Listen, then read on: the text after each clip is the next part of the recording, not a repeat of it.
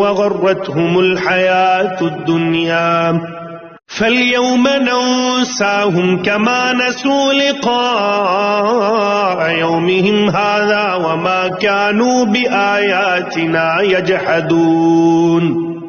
جنہوں نے اپنے دین کو کھیل تماشا بنا رکھا تھا اور جن کو دنیاوی زندگی نے دھوکے میں ڈال دیا تھا، چنانچہ آج ہم بھی ان کو اسی طرح بھلا دیں گے جیسے وہ اس بات کو بھلائے بیٹھے تھے کہ انہیں اس دن کا سامنا کرنا ہے، اور جیسے وہ ہماری آیتوں کا کھلم کھلا انکار کیا کرتے تھے.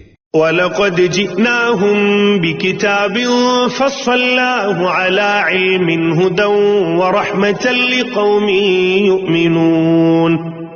اور حقیقت یہ ہے کہ ہم ان کے پاس ایک ایسی کتاب لے آئے ہیں جس میں ہم نے اپنے علم کی بنیاد پر ہر چیز کی تفصیل بتا دی ہے، اور جو لوگ ایمان لائیں ان کے لیے وہ ہدایت اور رحمت ہے. هل ينظرون إلا تأويله يوم يأتي تأويله يقول الذين نسوه من قبل قد جاءت رسل ربنا بالحق فهل لنا من شفعاء فيشفعوا لنا أو نرد فنعمل غير الذي كنا نعمل قد خسروا أنفسهم وضل عنهم ما كانوا يفترون.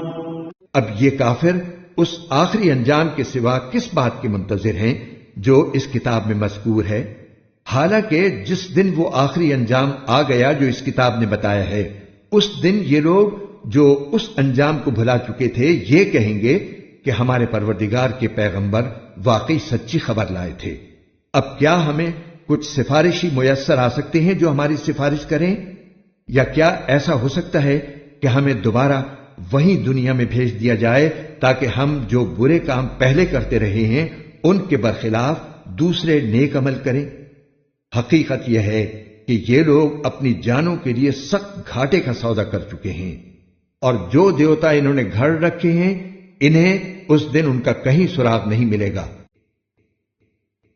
ان ربكم الله الذي خلق السماوات والارض في 6 ايام ثم استوى على العرش يغشي الليل النهار يطلبه حثيثا والشمس والقمر والنجوم مسخرات بأمره ألا له الخلق وله الأمر تبارك الله رب العالمين. یقیناً تمہارا پروردگار وہ اللہ ہے جس نے سارے آسمان اور زمین 6 دن میں بنائے، پھر اس نے عرش پر استوا فرمایا.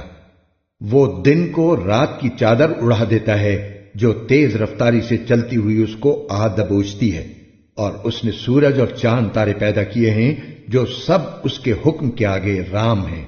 یاد رکھو کہ پیدا کرنا اور حکم دینا سب اسی کا کام ہے. بڑی برکت والا ہے اللہ جو تمام جہانوں کا پروردگار ہے. ادعوا ربكم تضرعا وخفية إنه لا يحب المعتدين. تم اپنے پروردگار کو عاجزی کے ساتھ چپ کے پکارا کرو، یقیناً وہ حد سے گزرنے والوں کو پسند نہیں کرتا. ولا تفسدوا في الأرض بعد إصلاحها وادعوه خوفا وطمعا إن رحمة الله قريب من المحسنين. اور زمین میں اس کی اصلاح کے بعد فساد برپا نہ کرو، اور اس کی عبادت اس طرح کرو کہ دل میں خوف بھی ہو اور امید بھی. یقیناً اللہ کی رحمت نیک لوگوں سے قریب ہے.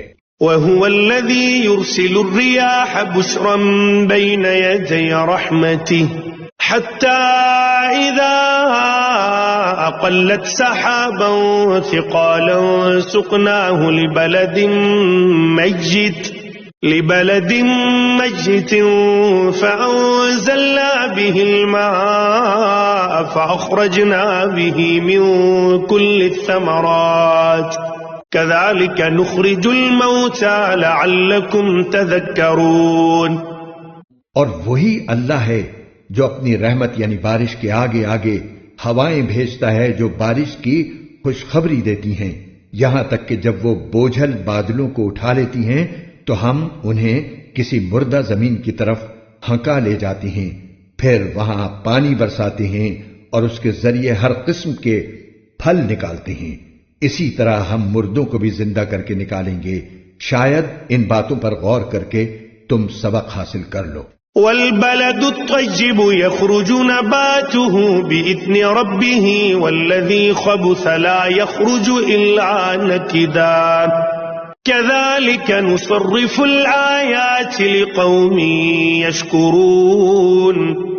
اور جو زمین اچھی ہوتی ہے اس کی پیداوار تو اپنے رب کے حکم سے نکل آتی ہے، اور جو زمین خراب ہو گئی ہو اس سے ناقص پیداوار کے سوا کچھ نہیں نکلتا۔ اسی طرح ہم اپنی نشانیوں کے مختلف رخ دکھاتے رہتے ہیں مگر ان لوگوں کے لیے جو قدردانی کریں۔